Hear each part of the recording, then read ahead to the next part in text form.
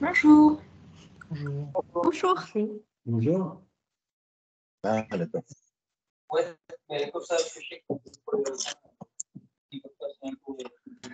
À Union, Cœur de Loire.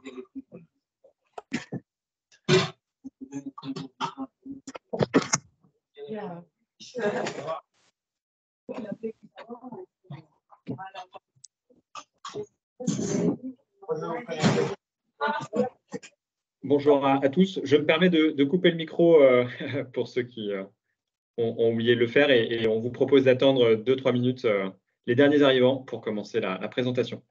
Merci.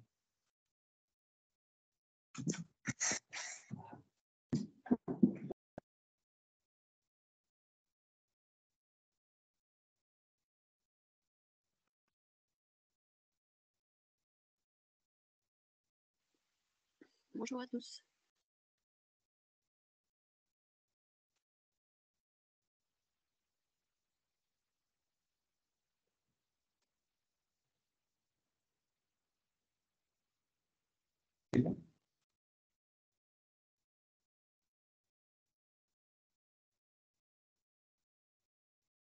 Pardon.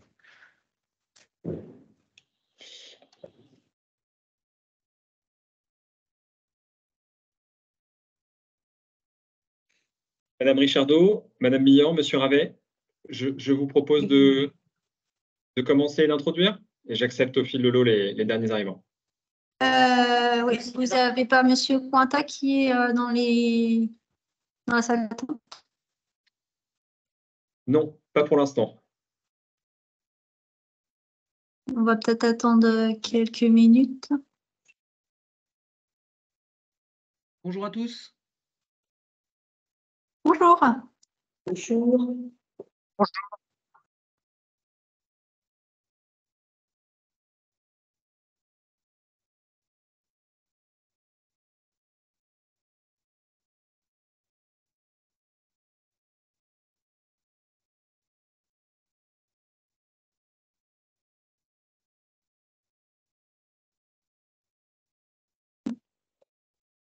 Ici, il est là. Il est là. Votre invité.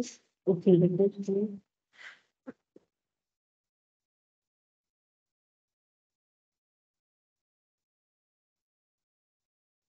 Bonjour à tous.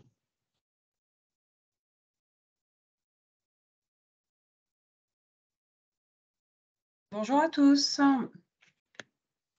Sandra Bresselier Bonjour. d'Initiative Nièvre. Bonjour.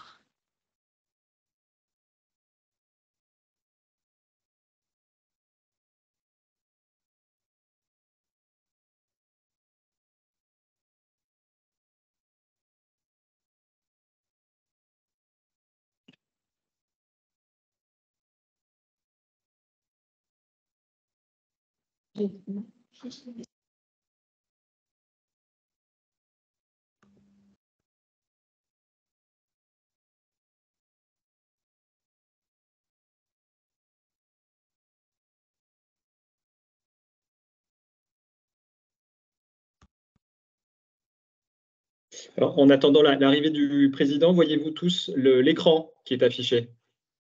Support. Oui. Oui, oui.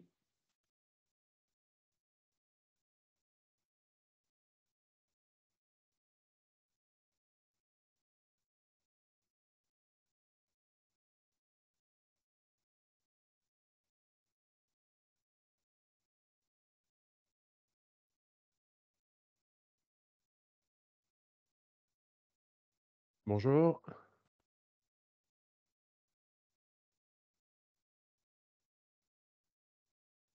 Bonjour.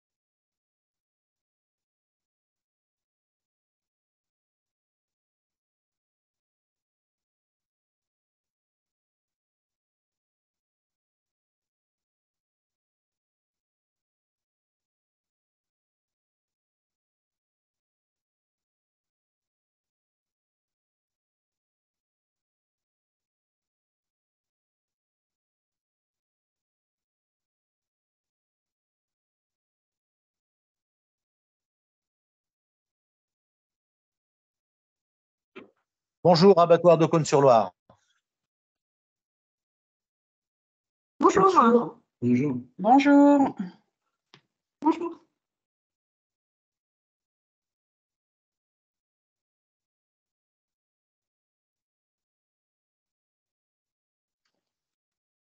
Nous attendons le président pour le mot d'introduction et nous pourrons commencer. Oui, normalement, il doit se connecter, donc ça ne devrait pas tarder. Mais...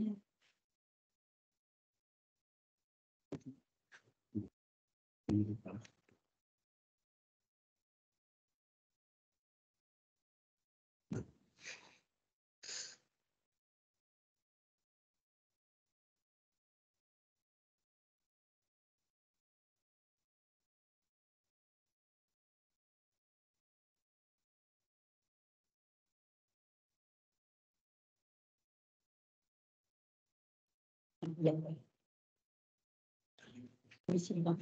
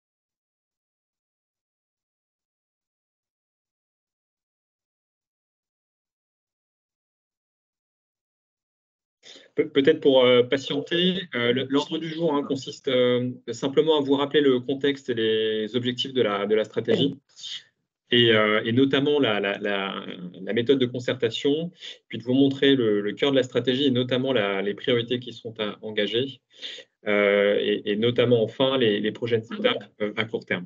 Voilà, Monsieur le Président se connecte.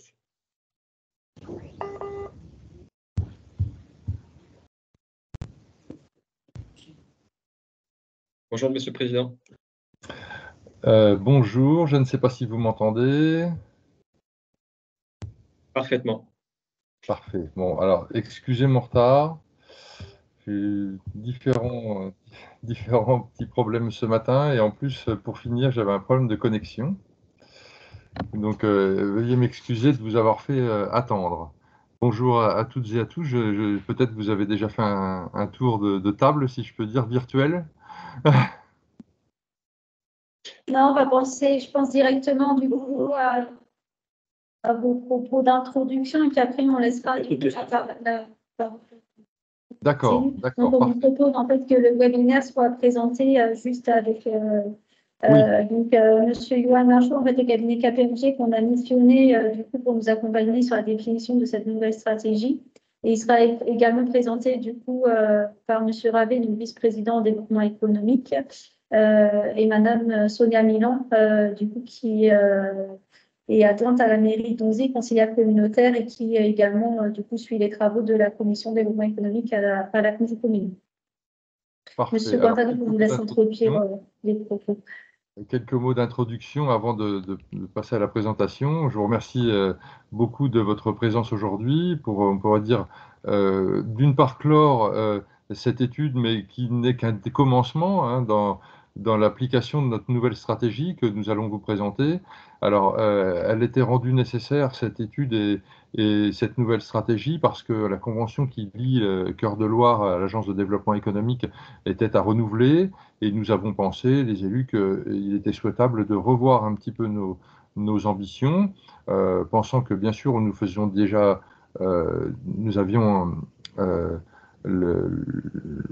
l'ambition de faire évoluer les choses, car ce que nous faisions plutôt déjà bien, suivre les entreprises du territoire, répondre aux sollicitations, était formidable pour les porteurs de projets, mais que on souhaitait peut-être aller un petit peu plus loin pour vendre notre territoire et puis montrer qu'on existe un peu au-delà de notre périmètre. Et donc, c'est tout l'objectif qu'on va vous montrer aujourd'hui. Donc, on dit en interne et puis à l'exogène. Voilà. Donc, je remercie beaucoup toutes les personnes qui ont contribué aux différents ateliers pendant quelques mois d'études, et puis bien sûr au cabinet qui nous a accompagnés. Et sans plus attendre, je vais passer la parole à notre vice-président Yves Ravet pour démarrer cette présentation conjointe avec Sonia Milan et puis avec Johan Marchaud. Voilà, merci beaucoup. Merci Sylvain. Bonjour à tous, bonjour à tous. Et on va répéter ce qu'a dit Sylvain, mais merci pour toutes les personnes qui ont répondu présentes. Bon, nous avons travaillé sur une stratégie de développement économique pour essayer de repartir sur de bonnes bases, voir ce qui a été bien fait, voir ce qui a été plus ou moins bien fait et voir ce qu'on a à faire de nouveau. Donc nos objectifs, bien sûr, c'est une vision commune et partagée sur le territoire. Garder ce qui a été fait, peut-être s'améliorer sur d'autres points. Un modèle de gouvernance aussi, on a peut-être à se remettre en question parce que la gouvernance, on a travaillé avec la stratégie économique qui avait été donnée en précédent mandat. Et là, on a peut-être besoin de revoir notre stratégie, de se remettre en question au niveau de la gouvernance. C'est un point qui sera à travailler. Un aménagement des espaces à qualifier, c'est vrai, il y a un aménagement, il faut raisonner en territoire. On peut raisonner en communauté de communes, mais il faut aussi raisonner au niveau du territoire pour qualifier les espaces à revitaliser, à travailler. L'activité des commerciales des centres-bourgs à renforcer, c'est une évidence. On a des communes comme Dondy, comme Pouilly, comme bien d'autres sur notre territoire qu'on a besoin de pôle. On a besoin d'aménager, de développer les centres-bourgs, les zones commerciales, enfin le commerce de proximité et à renforcer. On aura à travailler là-dessus. La jeunesse à retenir, à conquérir. Ça, c'est un point important, je pense. Il faudra qu'on travaille beaucoup là-dessus parce que la jeunesse, c'est vrai, on constate que les jeunes, jusqu'à un certain moment, font leurs études dans notre région et après, ils partent malheureusement ailleurs. Et c'est très difficile de les faire revenir au pays. Donc, on aura énormément à travailler là-dessus pour les reconquérir et les faire rester dans notre région et leur prouver que notre territoire est attractif et peut leur permettre d'évoluer dans la perspective. Une stratégie au bénéfice du SCOT et Cœur de Loire, c'est de développer un équilibre au niveau du territoire, au niveau du SCOT, en respectant le SCOT, pardon. Voilà grosso modo nos objectifs. Voilà, maintenant je vais passer la parole à Thomas. Sonia, bonjour à tous. Donc, sur la méthode collaborative, comme vous avez pu le constater, vous étiez nombreux à participer aux nombreuses réunions, entretiens individuels. Vous avez également répondu à l'enquête qui a été réalisée auprès des chefs d'entreprise. Donc, c'est sur 8 mois d'études, au total une vingtaine d'entretiens individuels, avec notamment les professionnels de l'emploi, les chambres consulaires, d'agriculture, des métiers, etc. Donc, l'enquête, comme je l'ai dit, auprès des entreprises, c'est aussi 5 ateliers collectifs qui ont pu réunir les entreprises, les commerçants, tous les acteurs du territoire qui ont, je dois dire, bien participé à ces ateliers, qui ont été assez riches d'enseignements et qui ont pu nourrir correctement l'étude. Je pense que le cabinet KPMG a pu de fait bien travailler ensuite. 2 comités de pilotage qui ont réuni, eux, tous les élus, avec les partenaires, ainsi que des temps de travail en comité de suivi. Donc là, il s'agissait en fait de faire des points d'étape avec les élus et les techniciens et de se rapprocher du cabinet KPMG pour soit recentrer, soit faire des constats et donc se donner des directions. Et puis enfin des réunions techniques, bien sûr, de l'ensemble de nos agents qui ont travaillé sur cette étude. Voilà pour le côté collaboratif et au nom de Cœur de Loire, on ne peut que vous remercier, vous les partenaires qui avez effectivement, je dirais, bien nourri cette étude qui est assez conséquente. Vous l'avez constaté, je suppose. Voilà. Merci pour donner ces éléments. Voilà, c'est Johan, hein, Exactement. à votre tour.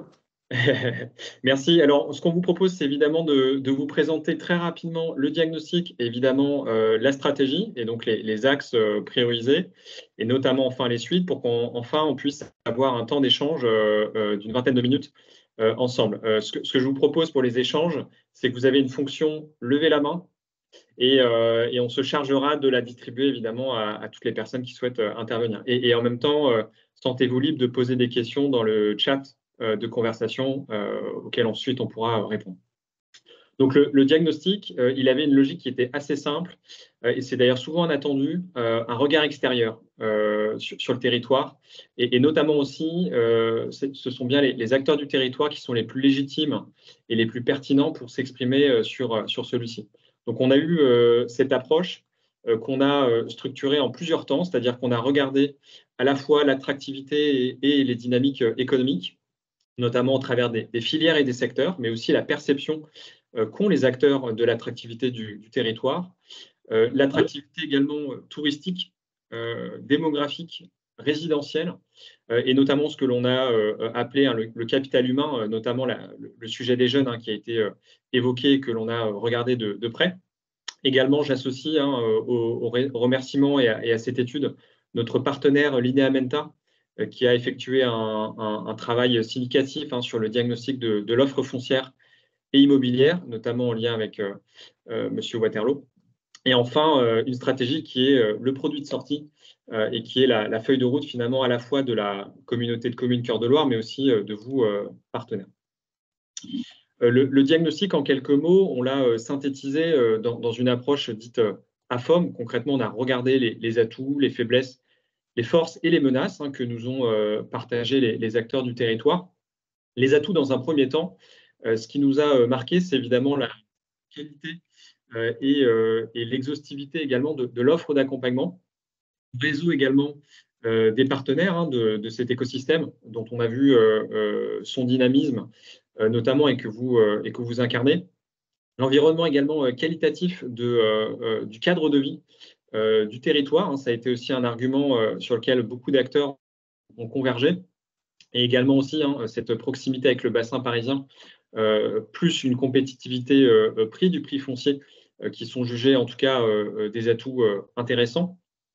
De la même manière, lorsque l'on regarde les forces qui sont évoquées, on a entendu beaucoup parler de notions à la fois de secteur en croissance, notamment, alors le sujet du commerce a été notamment au cœur des discussions, dont on a même fait un atelier spécifique.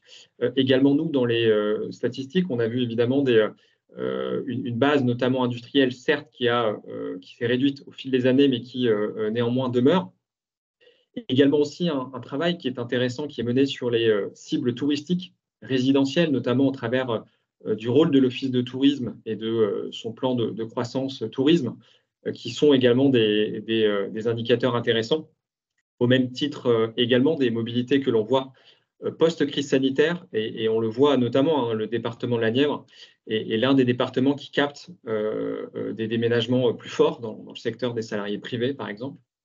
Ce que l'on a aussi constaté, c'est les complémentarités finalement entre à la fois le tourisme, notamment on pense dans le champ viticole, et l'économie territoriale, et au même titre des forces que l'on a pu constater, notamment dans le diagnostic de l'offre foncière, qui atteste de l'existence d'un potentiel foncier, ce qui néanmoins n'occulte pas d'autres enjeux, notamment on pense au zéro artificialisation nette.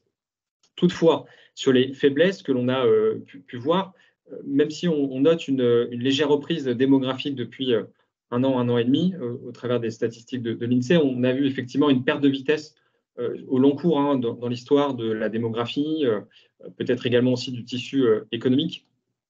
Un point d'attention aussi sur lequel on sensibilisait le territoire, c'est l'absence ou en tout cas la nécessité de mieux évaluer peut-être l'impact des outils, et notamment des aides on connaît évidemment le nombre d'aides économiques qui est significatif, qui sont versées aux acteurs du territoire, mais peut-être il serait utile d'affiner cette évaluation de l'impact territorial finalement. Et puis enfin, et c'est aussi tout l'intérêt de la stratégie, de quitter peut-être une vision de la stratégie au coup par coup, où finalement on déploie des dispositifs peut-être de manière parfois pas suffisamment coordonnée, et que ces stratégies puissent là permettre de poser un cap. Puis enfin, dernier point, ce sont des menaces alors, qui ne sont pas spécifiques à votre territoire, évidemment, mais sur lesquelles on a pu en tout cas noter des enjeux. C'est toujours cet enjeu de tension de recrutement dont on parle bien même à l'échelle nationale des métiers en tension, donc bien cette inadéquation entre l'offre et la demande d'emploi, et on avait bien vu au travers de l'enquête que c'était un sujet prégnant. Évidemment, le cloisonnement des acteurs, et enfin, que j'ai déjà évoqué, le zéro artificialisation nette qui fait bien l'objet de débats même nationaux.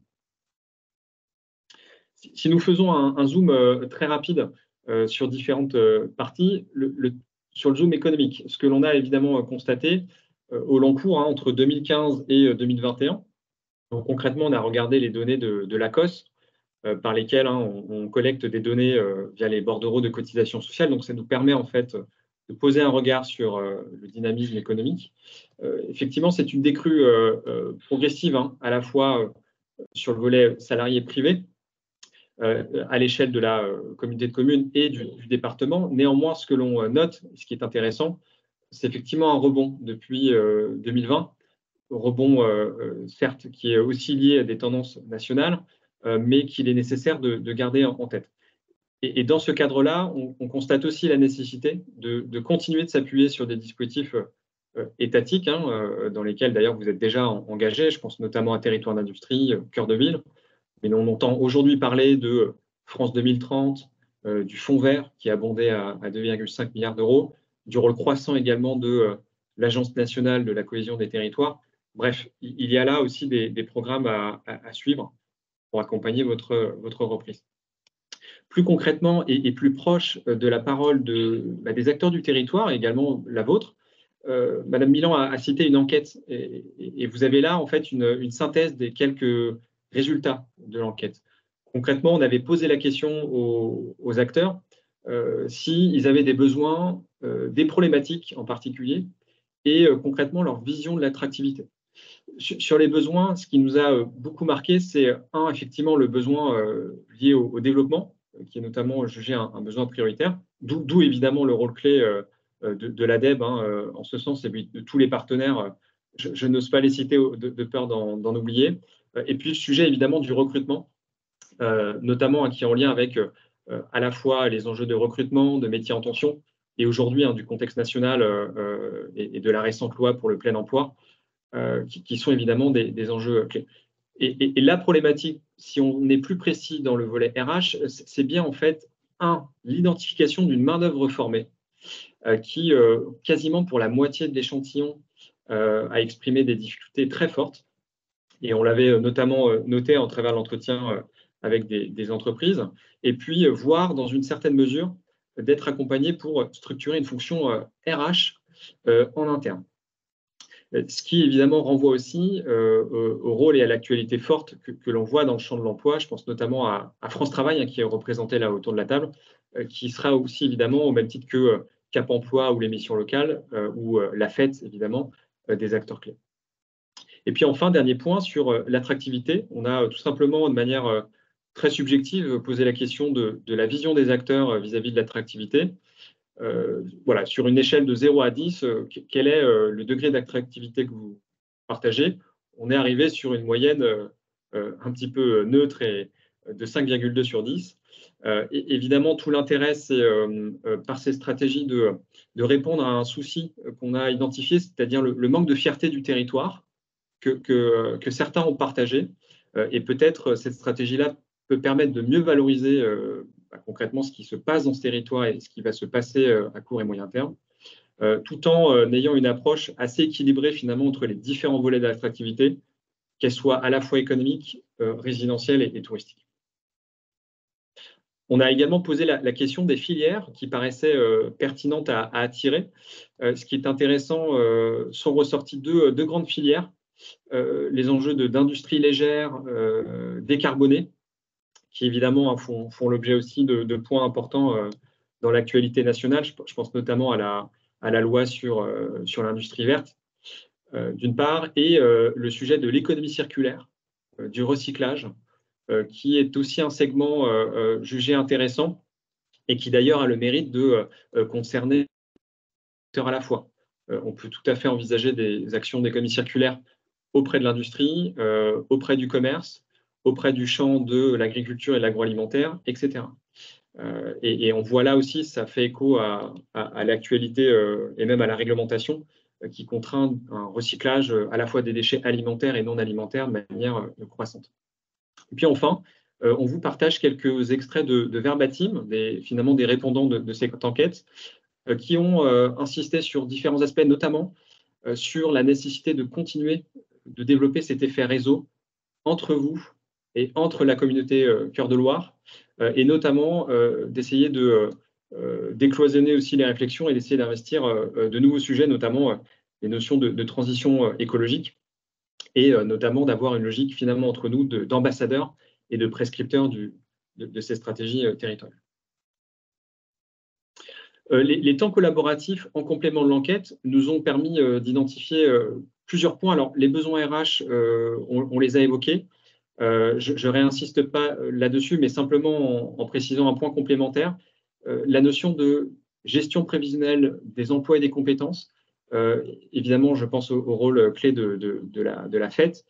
C'est aussi des notions qui vont répondre et vont continuer de répondre à des besoins et qu'il faudra évidemment garder en tête dans la stratégie. Des partenariats étayés, la stratégie est aussi l'occasion de remettre à plat et de solidifier certains partenariats entre l'ACC Cœur de Loire et son réseau d'acteurs. Les solutions également de logement temporaire a été jugée comme aussi un besoin intéressant. On pense notamment pour loger les jeunes actifs, les jeunes apprenants, tout en capitalisant sur les démarches déjà faites en ce sens. On pense notamment à l'initiative à Guérini que maîtrise notamment l'ADEB. Plus largement, au-delà des dispositifs et des thématiques, ce qui était intéressant, c'était peut-être cette notion de politique d'accueil. Comment on structure finalement mieux l'accueil à la fois des cibles touristiques résidentielles, mais aussi économiques, notamment au travers de l'immobilier d'entreprise. D'avoir aussi une communication claire et positive. L'un des intérêts d'une stratégie, au-delà d'être un document volumineux et technique, ça permet aussi de synthétiser le message, et on va vous présenter évidemment ce message dans les pages qui vont suivre, pour montrer la trajectoire du territoire, et donc en quelque sorte fixer un cap, et notamment le cap que souhaite emprunter le territoire pour développer des filières, alors à la fois qui existent aujourd'hui, mais peut-être celles qui pourraient être davantage développées demain. Donc, en quelques mots, avant de vous présenter la stratégie et de conclure sur le diagnostic, si on devait synthétiser finalement le raisonnement de cette stratégie, c'est à la fois pour attirer des acteurs toujours évidemment touristiques, résidentiels, mais surtout aussi économiques, accueillir, c'est ensuite la séquence naturelle, comment on se structure collectivement pour s'assurer que les personnes qui s'installent dans le territoire y restent et s'y épanouissent. Accompagner, on voit que là, l'écosystème reste évidemment structuré, fort. Peut-être de quelle manière on peut renouveler certaines méthodes d'accompagnement ou intensifier notre accompagnement vis-à-vis de certaines entreprises ou sur certaines problématiques. Je pense notamment RH recrutement. Fait de développer. Et enfin, surtout, peut-être le dernier point et le plus important, qui est de retenir. Donc, c'est finalement derrière cette chaîne du développement économique qu'on finalement on a raisonné pour aboutir à ces stratégies qu'on va vous présenter. Et je laisserai ensuite la parole à Madame Milan pour vous évoquer finalement les axes qui ont été priorisés. Et ça, c'est un point important, c'est-à-dire qu'on a eu une copie qui a été exhaustive sur différents axes. Donc, il y a eu cette présentation qui est notamment issue des travaux de réflexion. Et puis ensuite, un travail de priorisation par les élus a été fait et vous sera présenté. Le point le plus important, c'est qu'on a identifié à la fois des axes directeurs et des axes transversaux. Les axes directeurs, ils sont finalement chapeautés par un point qui est clé, qui est de promouvoir le territoire avec un slogan commun, en s'appuyant sur des partenariats durables. Donc concrètement, finalement, cette stratégie, elle sera certes portée par la communauté de communes, mais aussi surtout avec et par vous. Et dans cette stratégie, vous avez 3 axes, dont le premier porte sur le ciblage et l'accompagnement des secteurs stratégiques. L'axe 2 est sur la mise en œuvre d'une stratégie foncière adaptée. Puis l'axe 3 sur la prospection, l'accueil et finalement la rétention de ces cibles dans un territoire attractif. Simplement pour précision, ce document est évidemment accompagné d'un document Word plus exhaustif, hein, où finalement dans chaque axe, vous avez des fiches actions qui ont été rédigées et détaillées et qui seront évidemment partagées. Pourquoi ces axes? On a répondu à plusieurs enjeux, c'est-à-dire l'axe 1, donc le fait de cibler et d'accompagner les secteurs stratégiques, c'est aussi pour répondre à une décrue de certains indicateurs économiques qui étaient en perte de vitesse, même si on a noté une reprise depuis 2020, et donc des secteurs stratégiques à soutenir en priorité. L'axe 2, pourquoi une stratégie foncière adaptée? C'est que a été constaté l'existence d'un potentiel foncier insuffisamment exploité et des disponibilités foncières qui aujourd'hui sont pas en adéquation strictement avec la demande. D'où la nécessité de ces stratégies.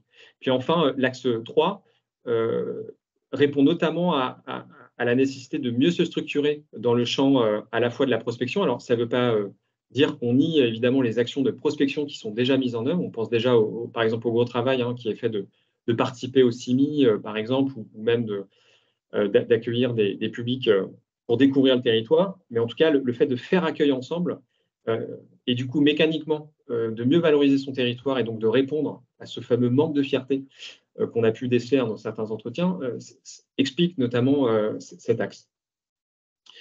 Et concrètement, alors, désolé, cette slide est peut-être un peu volumineuse, mais c'est pour vous montrer concrètement la mécanique de ce fonctionnement. C'est que derrière ces stratégies, on a en fait décortiqué concrètement derrière chaque axe, on a des axes de travail. Et ces axes de travail visent notamment des effets directs et concrètement des impacts de la stratégie. Donc, ça vous permet en fait de bien visualiser. Donc, concrètement, sur l'axe 1, sans entrer dans le détail et pour surtout laisser place ensuite aux derniers éléments et à l'échange, l'axe 1, on y retrouve à la fois des enjeux d'accompagnement et développement de la base productive industrielle, le fait aussi de structurer des partenariats renforcés entre et avec les partenaires agricoles, évidemment le commerce qui fera l'objet d'une stratégie commerciale renouvelée avec un intérêt communautaire qui sera enrichi et défini, et puis évidemment le sujet de déployer des gestions prévisionnelles des emplois et des compétences territorialisées dans les secteurs clés pour le territoire. De la même manière, dans le foncier, on y retrouve à la fois des enjeux de stratégie, de fait de pouvoir avoir des actions claires sur l'aménagement et la gestion des zones d'activité économique, sur les services aux entreprises et sur la gouvernance des ZAE.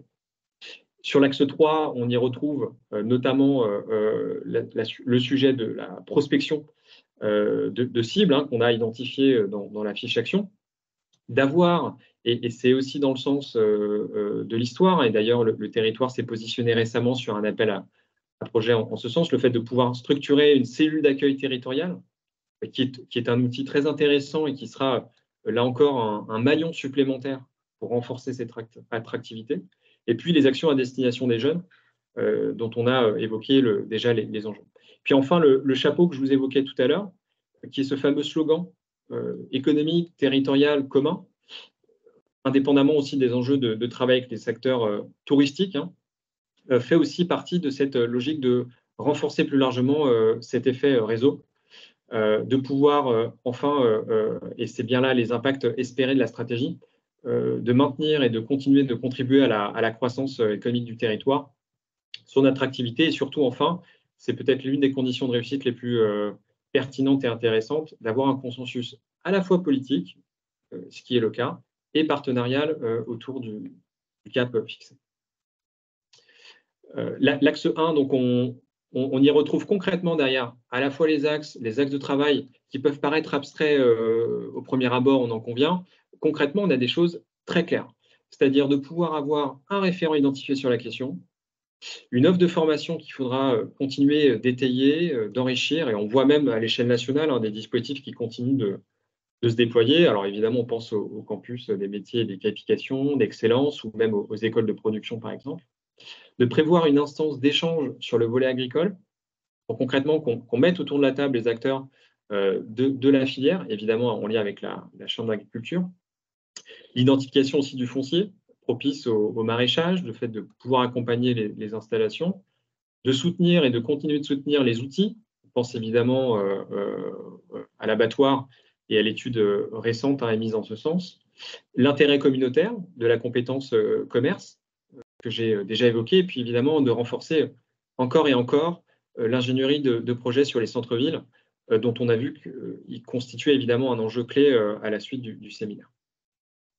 L'axe 2, concrètement, derrière le sujet d'avoir une stratégie foncière adaptée, c'est de continuer de recenser et de qualifier les friches, de rechercher des investisseurs pour les opérations immobilières, d'avoir finalement de formaliser des contrats de concession plus clairs des terrains, évidemment de valoriser l'inventaire des ZAE qui a déjà un gros travail effectué, d'envisager d'autres pistes, notamment un village d'entreprise, de densifier évidemment les zones d'activité économique en lien toujours avec cet enjeu du ZAN qu'on a évoqué tout à l'heure.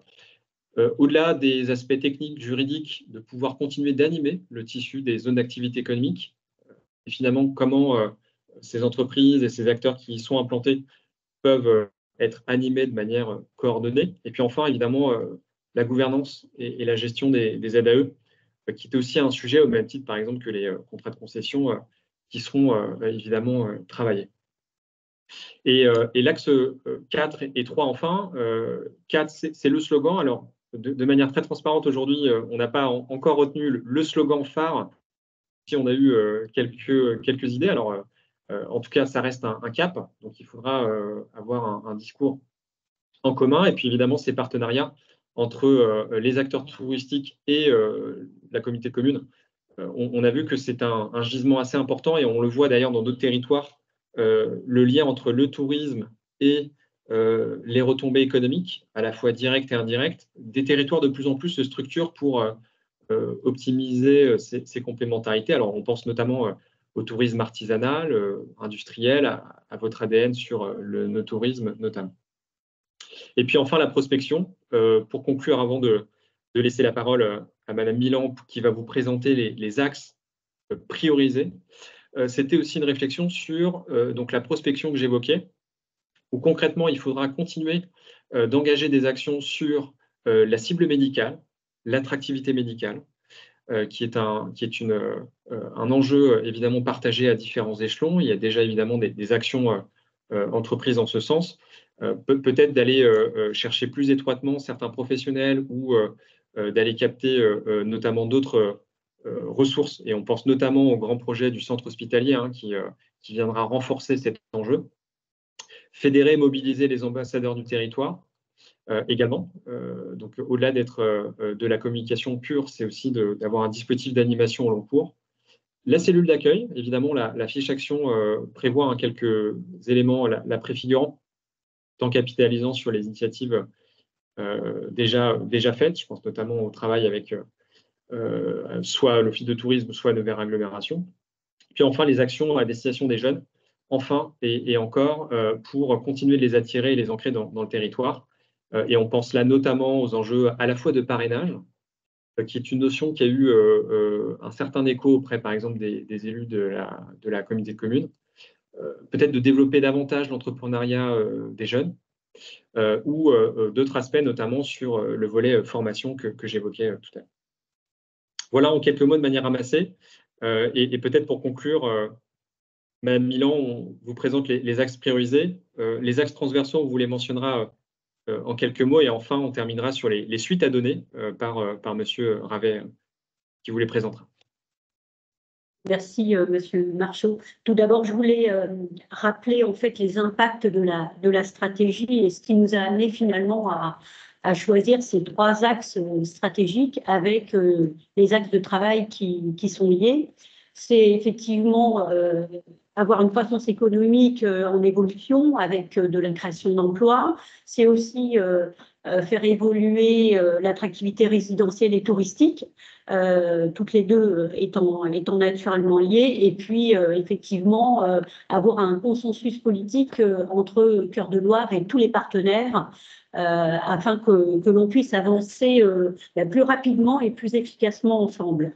Donc effectivement, il y avait dans l'étude, il y a énormément d'axes stratégiques. On en a choisi 3, comme M. Marchaud vous l'a dit, avec il y avait en fait 13 axes de travail et on en a sélectionné 3. Alors, tout d'abord, dans l'axe ciblé et accompagner les secteurs stratégiques, nous avons priorisé en fait l'axe de la stratégie commerciale renouvelée avec l'intérêt communautaire enrichi.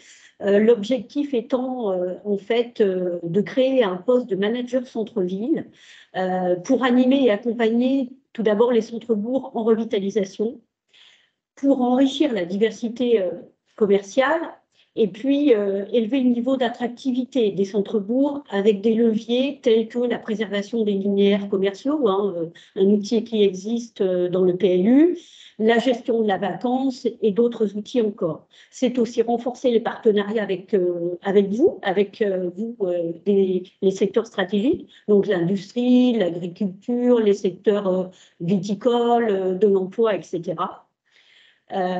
Voilà pour la stratégie commerciale renouvelée. Ensuite, dans l'axe prospecter, accueillir et retenir dans un territoire attractif, comme l'a dit M. Marchaud, nous avons sélectionné donc les 3 axes de travail en fait, qui sont liés entre eux. Donc, prospecter et retenir des cibles, et notamment sur le volet médical, et ça a un lien avec la jeunesse.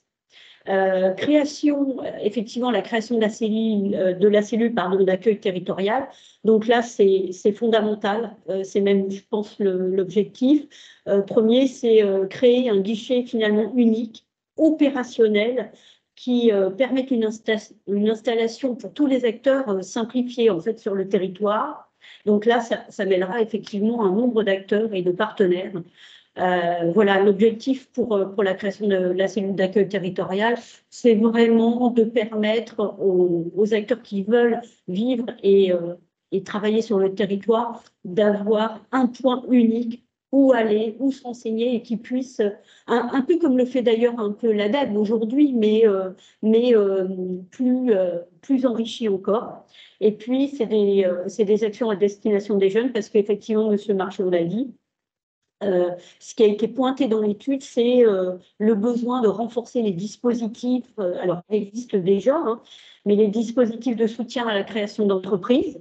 On a un outil performant qui est l'ADEB, mais c'est aussi développer le tutorat, le parrainage, qui semblerait être des actions qui ont une réelle efficacité pour retenir les cibles jeunes.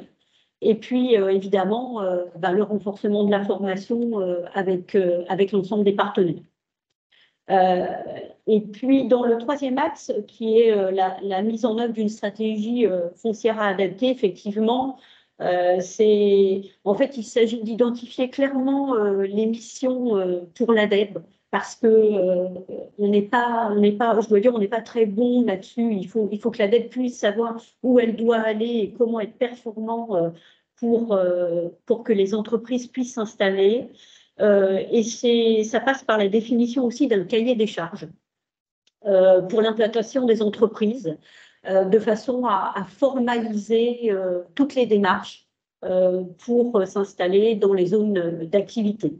Ça passe aussi par la création d'un département d'innovation. On a besoin d'être à la pointe sur le territoire. On a beaucoup d'entreprises qui sont très en avance, très à la pointe, mais il faut qu'on puisse élargir tout cela à d'autres entreprises et donner l'envie à des entreprises exogènes de venir sur le territoire pour se développer. Et donc, c'est accompagner toutes les entreprises et les startups. Et puis, comme M. Marchaud vous l'a dit, il faut absolument qu'on définisse un slogan territorial derrière lequel s'appuyer. Alors moi, je dirais, pour porter en fait et supporter toutes les actions d'aujourd'hui, qu'on vient de voir ensemble, mais aussi celles de demain, celles qu'on va mettre réellement en œuvre avec vous. C'est aussi pour faciliter la communication de tous les acteurs. Quand vous vous déplacez sur des salons et qu'on vous demande comment vous valorisez votre territoire, avec quel mot finalement, quel langage.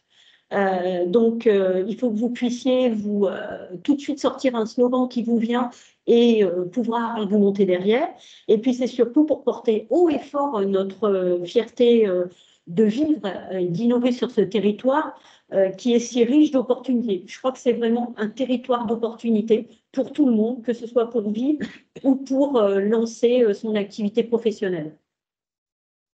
Voilà pour ce qui concerne les priorités. Alors, bien sûr, ces priorités, je vais laisser le président d'ADEB et le vice-président au développement économique le dire, mais plus profondément, mais on a choisi ces priorités-là et elles ont bien sûr un impact financier pour les lancer, ces actions, et elles ont un impact au niveau de l'emploi. Donc, il va falloir que nous fassions un travail de priorisation de ces priorités et voir sur quelle action on se lance tout de suite. Voilà. Voilà, et avant de passer la main à M. Ravet qui conclura sur les suites, effectivement, en complément à la fois du plan d'action exhaustif avec des fiches actions, évidemment qu'on ne diffuse pas aujourd'hui parce que par souci d'exhaustivité, enfin de concision, au contraire, on préfère aller au cœur du sujet, mais évidemment, c'est une donnée qui sera transparente et partagée. On avait aussi des axes transversaux qui sont un petit peu des piliers incompressibles de la stratégie, notamment le sujet de l'évaluation. C'est un point, en tout cas, de pouvoir être en capacité, à mi-chemin ou en sortie d'une stratégie, de pouvoir en objectiver les effets, que ce soit des effets directs ou indirects, notamment sur cette fameuse notion d'impact territorial. Et on voit notamment dans d'autres territoires des collectivités qui sont de plus en plus sensibilisées, notamment par les chambres régionales des comptes, à évaluer l'impact des aides qui sont octroyées au commerce, par exemple. La consultation des entreprises, c'est-à-dire qu'on a une stratégie qui également embarque en elle-même un mode de consultation des entreprises, mais aussi des partenaires, pour que finalement, à mi-parcours, on puisse se dire, finalement, le cap qu'on a fixé est-il ou pas encore en adéquation avec les besoins identifiés à l'origine? L'animation et le pilotage, évidemment, c'est aussi d'avoir des instances très claires qui étaient aussi formalisées au cours de l'étude, un comité de pilotage, de suivi, évidemment aussi un comité partenarial qui seront aussi des clés de voûte utiles. Et puis enfin, un point important, et c'est aussi là une illustration de l'étude et du travail fait par les élus, d'avoir une capacité à prioriser politiquement les sujets emblématiques pour le territoire. Monsieur Ravet, je vous laisse conclure avant de recueillir des questions. Merci. Donc, à la vue du travail qui a été effectué là, pour cette nouvelle stratégie, maintenant il faut définir le rôle de la collectivité et le rôle de l'ADEB, de l'Agence de développement économique, pour prioriser les actes de travail. Alors, au niveau de cœur de Loire, de la communauté de communes, il faut définir l'intérêt communautaire de la compétence commerce, identifier les secteurs stratégiques et mener une réflexion d'ajustement des outils existants pour accompagner au mieux les secteurs d'intervention prioritaires, initier et impulser la création d'une cellule d'accueil territoriale, définir un slogan commun, c'est ce qu'on a dit tout à l'heure, ça a été répété plusieurs fois. Les actions engagées à poursuivre, on est en train de la création d'un outil d'abattage, de découpe de transformation pour l'abattoir.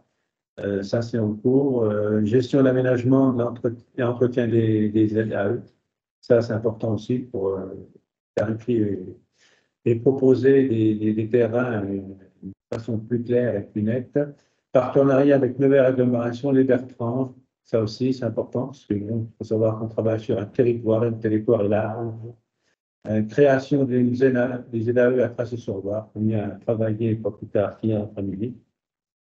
Après, il y a mettre en œuvre le pilotage qui a été donné par la communauté de communes et le rôle de l'ADEME. Mettre en œuvre la stratégie selon les priorités définies. Accompagner le secteur stratégique, industrie et le commerce. Accompagner les projets d'implantation à l'exogène, ça c'est important aussi. contribuer à la création et au fonctionnement de la cellule d'accueil. C'est des points qu'il y aura à améliorer. Enfin, l'accueil se fait déjà très bien, mais il y a certainement des points à améliorer, comme toute évolution. Collaborer à la définition d'un slogan commun. Renforcer les partenariats autour des différentes missions, et notamment avec les acteurs touristiques. C'est vrai que le secteur touristique est une action importante et on y travaillait, mais il y aura certainement à s'améliorer sur ce secteur-là. Mettre en place un observatoire des biens. Suivre l'évolution, ça c'est important aussi, savoir où chaque bien en est, quelle est la possibilité de travailler sur les biens existants, voire améliorer. Accompagner et apporter son expertise sur les projets de requalification des friches. Ça, on essaye de travailler. Une étude qui était faite, on a fait un volontaire et on avancera là-dessus. Voilà un petit peu la démarche qu'il y a à faire. Il y a le travail devant nous. Donc, on essaye d'être à la mobilisation aussi des partenaires dans la mise en œuvre de la stratégie et de la déclinaison en action opérationnelle. C'est mise en place un groupe de travail. C'est vrai qu'il faut qu'on travaille avec nos partenaires. C'est tous ensemble qu'on va défendre notre territoire. On a chacun nos atouts, chacun nos défauts, et tous ensemble, on doit arriver à travailler sur le territoire en travaillant intelligemment, en se donnant les informations, en faisant des échanges et en travaillant uniquement pour notre territoire et pour le développement économique de notre localité. Voilà, merci. Maintenant, je pense qu'on va passer au moment d'échange. Peut-être juste avant de passer au moment d'échange, je voulais juste rajouter sur le fait qu'on vous a présenté donc aujourd'hui la stratégie avec vraiment des axes de travail qui ont été du coup priorisés par les élus. Donc, c'est la direction, en fait, vraiment vers quoi on souhaite aller. Alors, bien sûr, c'est une stratégie qui est évolutive. Voilà, ce n'est pas figé. C'est les éléments qui ont été déterminés à un instant T. L'objectif, vraiment, pour 2024, c'est... Enfin, aujourd'hui, on vous présente voilà, ce qui a été défini, les grands axes. C'est vraiment de poursuivre, en fait, le travail avec vous, puisqu'on a encore beaucoup de travail. Donc, l'objectif vraiment, c'est à partir de ces axes de travail, c'est de vous associer sur les axes que Sonia Milan vous a présentés, donc les axes qui ont été déterminés prioritaires, de vous associer plus sous forme de travail, donc en plutôt plus petits groupes de travail, pour arriver en fait vraiment à identifier des actions opérationnelles à mettre en place sur le territoire. Donc ça sera vraiment le gros travail à faire sur 2024. Bien sûr, sur 2024, Yves l'a présenté des actions opérationnelles qui étaient déjà aussi engagées, qui doivent être poursuivies, mais l'objectif, c'est vraiment d'aller plus loin et de vous associer dans cette partie définition opérationnelle. Un travail en commun. Voilà. Du coup, on peut laisser la place aux questions si vous avez. L'objectif, c'est vraiment de consacrer un temps d'échange avec vous sur ce qui a été présenté. Donc, on vous laisse la parole.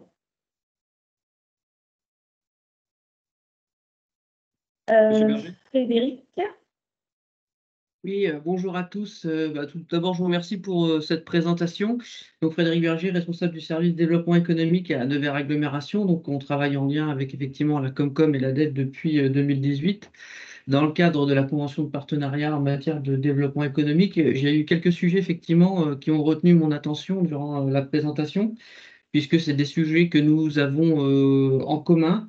J'ai noté la nécessité de disposer d'un observatoire économique, immobilier, foncier.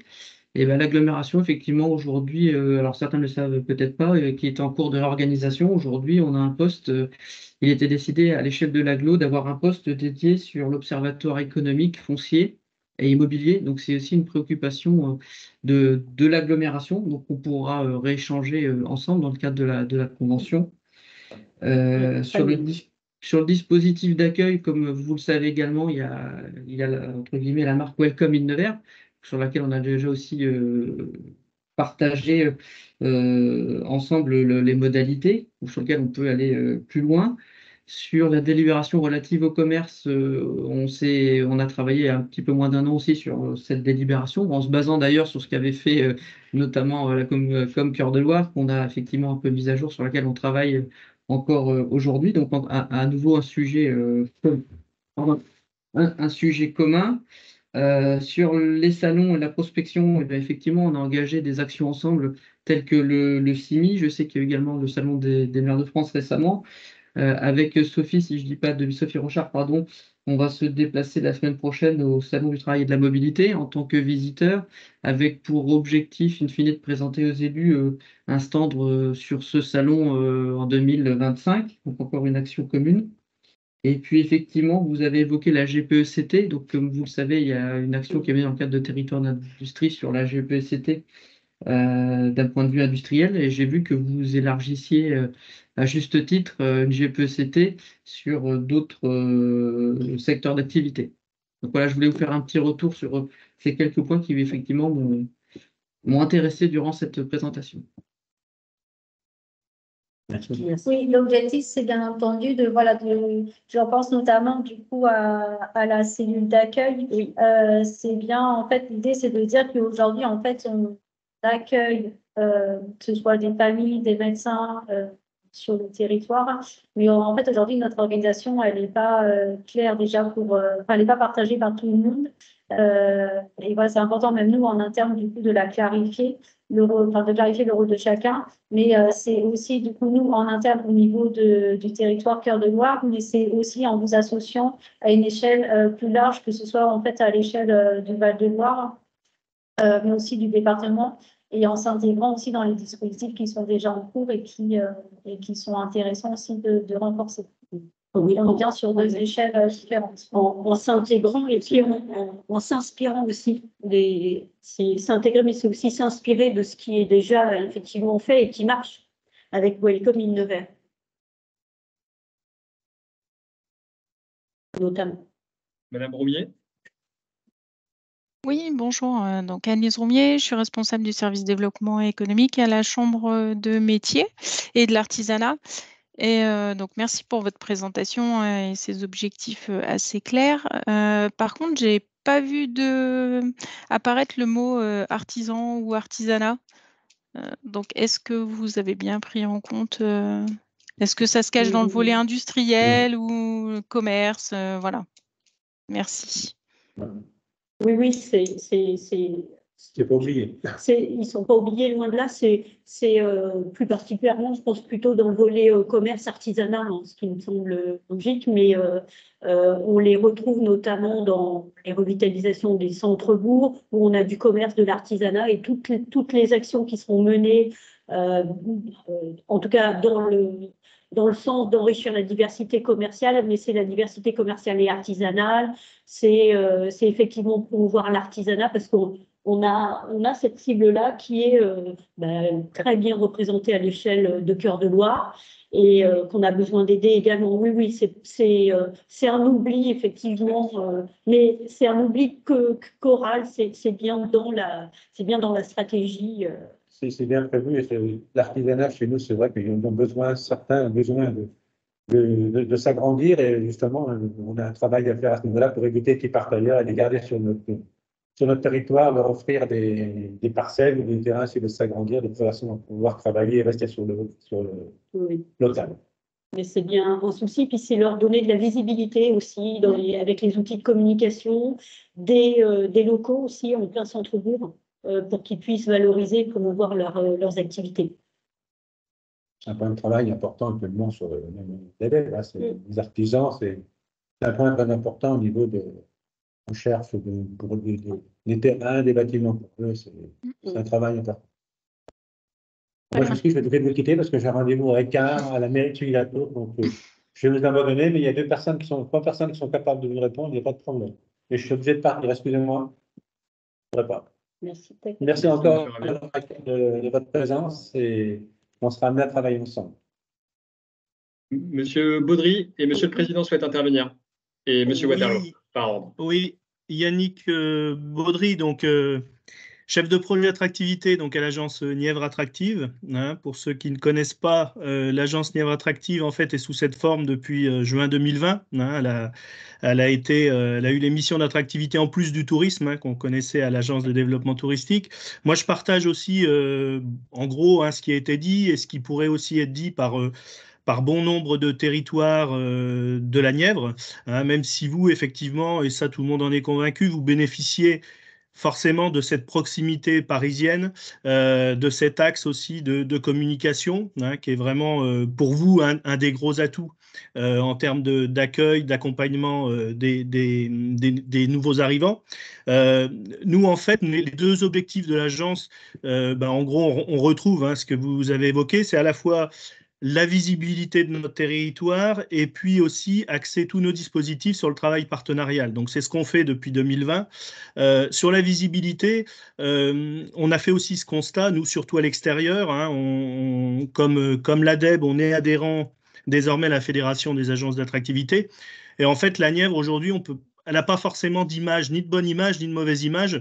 Elle manque en fait d'image. Donc c'est vrai que tous les dispositifs qu'on a mis en place, notamment Essayer la Nièvre, ont été mis en place justement pour qu'on puisse aujourd'hui identifier la Nièvre comme un territoire finalement entre les deux gros bassins qui sont le bassin parisien et le bassin lyonnais, mais notamment de se dire qu'aujourd'hui, on est à moins de 2 heures du bassin parisien et on s'est rendu compte qu'effectivement, ce n'était pas forcément toujours évident pour des gens qui ne connaissent pas la Nièvre de la situer aussi près du bassin parisien. Donc ça, c'est un vrai atout. Sur le travail partenarial, bon, je vois Caroline qui prend des notes. On travaille ensemble depuis 2020 sur le dispositif Essayer la Nièvre, qui consiste, hein, pour rappel, à donner envie à des familles de découvrir notre territoire durant une semaine. L'idée étant pour l'agence de rendre visible notre territoire, de mettre en place des leviers de prospection, charge ensuite au territoire de prendre en charge les hébergements de ces familles, et puis après de les accueillir, de les accompagner, de les suivre dans leurs projets. Donc, je rejoins aussi votre constat sur la cellule d'accueil et d'accompagnement des familles. Je pense qu'au niveau de l'accueil, en tout cas, nous, c'est ce qui est ressorti de l'accueil des familles dans le cadre d'Essayer la Nièvre, puisqu'à chaque fois, on évalue leur passage d'une semaine. Je crois que sur l'accueil, on est plutôt bon. C'est une constante des évaluations. On a eu 5 sessions, on a accueilli 105 familles. Sur toutes ces familles, ce qui ressort en priorité, c'est l'hospitalité des Nivernais. Donc je pense que sur l'accueil, on est plutôt bon. Où effectivement on a besoin aujourd'hui de se structurer, de se professionnaliser, c'est évidemment sur l'accompagnement et le suivi. Alors l'accompagnement quand les familles s'installent, mais le suivi aussi de ces familles, puisque sur les 105 familles, 15 se sont installées. Une vingtaine d'entre elles étaient prêtes aussi à s'installer. Or, sur le suivi, on se rend compte qu'on n'est pas organisé. Voilà, on n'est pas aujourd'hui au niveau, pour plein de raisons, hein, au niveau de réactivité pour pouvoir justement suivre plus précisément ces familles. Donc voilà en gros ce que je voulais dire sur le fait aussi de convaincre les Nivernais eux-mêmes. Je crois qu'on est tous à peu près convaincus. Je suis moi Nivernais, donc je connais un peu la problématique. On a toujours tendance à dénigrer un peu notre territoire. Or, c'est souvent des gens qui viennent de s'installer depuis peu de temps, qui sont les meilleurs ambassadeurs de ce territoire au détriment des Nivernais eux-mêmes. On le voit, nous, au quotidien, puisque Essayer la Nièvre, au-delà de la session d'accueil, on l'a décliné en différents dispositifs, et notamment sur les réseaux sociaux. Et on voit bien les retours parfois des réseaux sociaux des Nivernais eux-mêmes. Mais bon, voilà, je pense que les territoires connaissent tous à peu près la même, je veux dire, constate à peu près ces mêmes faits. Et puis juste terminer, j'en profite, on va refaire une session Essayer la Nièvre, donc en avril 2024, hein, pour laquelle donc on commence à mettre des choses en place. Les opérations de visibilité qu'on a mises en place, et notamment l'événement à Paris, nous a permis de capter en gros 250 prospects hein, via des questionnaires qu'on a en ligne sur notre site. J'ai analysé ces questionnaires. On va essayer de faire une session d'accueil spéciale reprise de commerce, mais également en parallèle une présélection de familles qui aujourd'hui ont des profils professionnels qui correspondent parfaitement au métier haute tension qu'on connaît dans la Nièvre. Donc voilà, l'idée c'est vraiment de faire une session très orientée économique. Donc ça, je pense que par rapport à ce qu'on s'est dit, je pense que ça vous parle. Et puis dernier point, j'en termine, je ne voudrais pas être trop long. La région réfléchit aujourd'hui à une stratégie d'attractivité. Pour laquelle je crois Cœur de Loire s'est positionné au même titre que l'Agglo.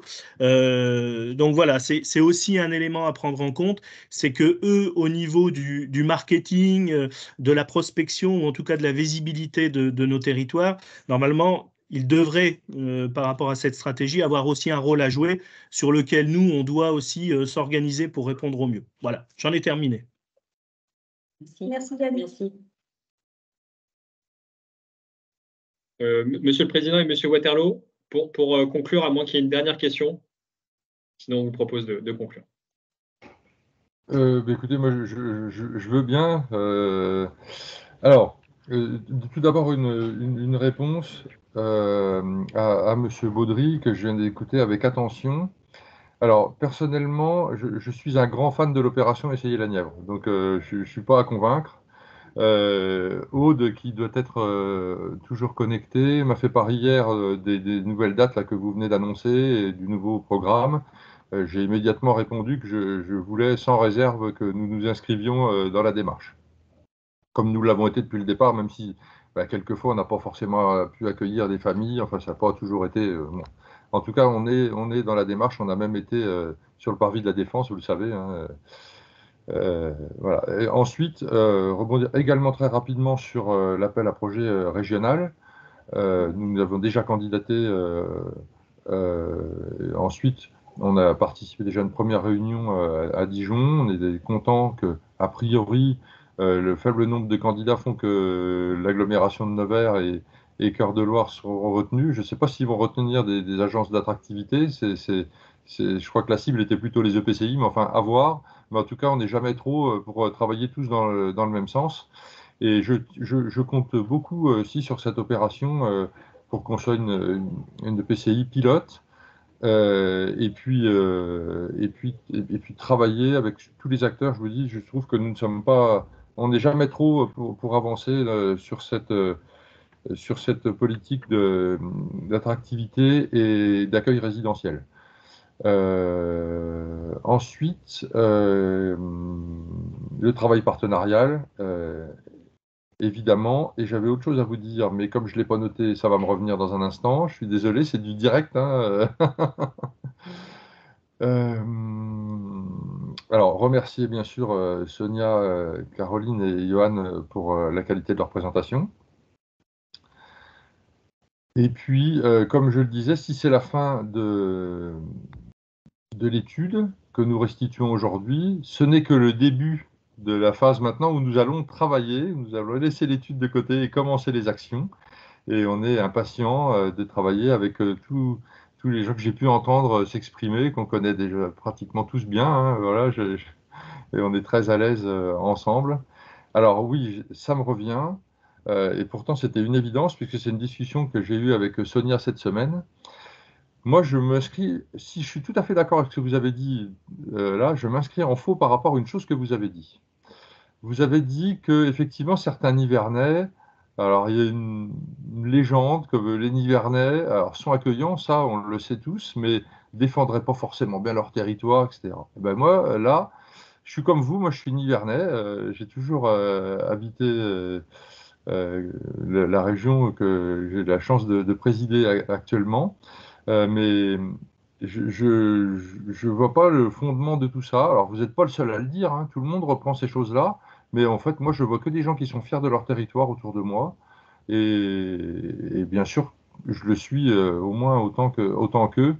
Et je pense qu'on devrait abandonner cette idée qu'un Nivernais ou un habitant du Val-de-Loire ou de l'Est du département ou de Cœur-de-Loire ou de l'Agglo serait moins promoteur de sa région qu'un autre. Je pense que c'est faux, que c'est une fausse idée qui circule. Et de toute façon, vous serez tous d'accord avec moi parce que vous êtes tous des défenseurs de la Nièvre. Donc voilà, j'en conclurai par ces quelques mots. Alors, quand j'ai dit ça, je sais pas du tout contre vous, puisque je sais que vous êtes un défenseur de la Nièvre, donc y compris tous les autres collègues qui sont en visio. Donc encore un grand merci pour la participation de tous. Ce ne sera pas le mot de la fin, puisque je vois qu'il y a encore des mains levées, donc je vais rester attentif. Et puis, je vous souhaite malgré tout, comme je ne reprendrai pas la parole, une bonne journée, une bonne année, puisque j'aurais dû le dire en introduction et je ne l'ai pas fait. Une bonne année d'attractivité à nous tous. Merci beaucoup.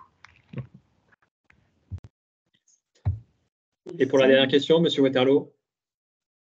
Oui, bonjour. Pardon de monopoliser encore un petit peu le temps d'échange. Non, simplement pour rebondir. Donc, Étienne Waterloo, agence économique régionale, désormais. Simplement pour rebondir sur ce que Monsieur Marchaud évoquait sur l'approche filière peut-être à constituer, et puis ce que disait Madame Milan sur notamment l'innovation.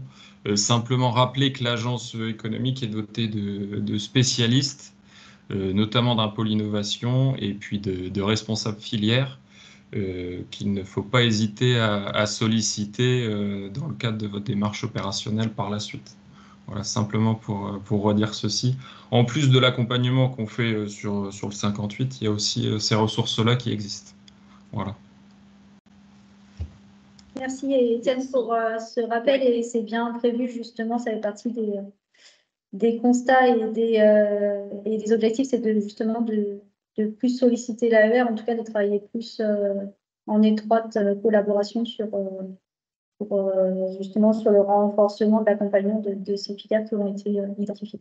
Oui, d'autant qu'on a ces dernières semaines, on s'est quand même vu pas mal au salon des maires ou au CIMI et on sait travailler ensemble et effectivement, on se rapprochera de vous pour l'aspect innovation.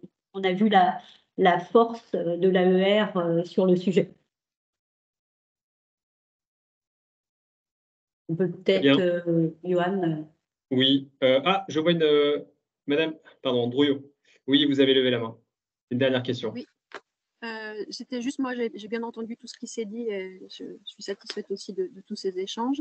Je voulais savoir quelle place, est-ce que vous donnez une place à l'économie sociale et solidaire dans le développement économique ou est-ce que c'est dans un autre document ou dispositif qui représente 14% de l'emploi sur la Nièvre? Oui, je pense, oui, tout à fait. On en a parlé notamment dans les différents ateliers et pour tout ce qui concerne la formation, le tutorat, le parrainage, les différentes filières qui existent et celle-ci notamment, oui, on en a parlé. C'est noté dans l'étude d'ailleurs. Mais oui, on n'en a pas, là, on ne l'a pas évoqué pendant la présentation, mais bien sûr que c'est un point important pour nous. C'est même un point fondamental. Vous l'avez dit, ça représente 14%. Donc, ça concourra d'ailleurs à enrichir notre politique parce qu'il y a aussi le volet, par exemple, de l'écologie durable. On n'en a pas parlé là, mais on en tient compte. Voilà, ce sont des sujets, l'économie sociale, l'écologie, qui font partie intégrante de notre politique de développement économique. Merci de le rappeler. Je reste à votre disposition. Je suis au service développement rural et transition énergétique au sein du département. Je ne me suis pas présentée. Ouais. Et je travaille notamment avec d'autres collègues techniciens qui travaillent sur les circuits courts et sur l'agriculture. Oui. Donc voilà, il y a beaucoup à faire, à travailler avec vous sur cette stratégie. D'accord, c'est vraiment gentil. Effectivement, on a beaucoup parlé du maraîchage et des points de proximité de vente. Voilà. Donc, oui, on se rapprochera de vous. Je vous remercie de votre proposition, en tout cas. Il y a encore, oui, en fait, il y a la stratégie, il y a on a identifié les filières, mais encore, il y a justement tout un travail encore, et ce sera sur 2024, sur les filières, justement, qu'on doit accompagner ou sur lesquelles on doit renforcer, en tout cas, l'accompagnement et l'économie sociale et solidaire sera justement évoquée. Je vous remercie. Au revoir. Merci à vous. Madame Ball, la dernière question et on vous propose de clôturer le webinaire.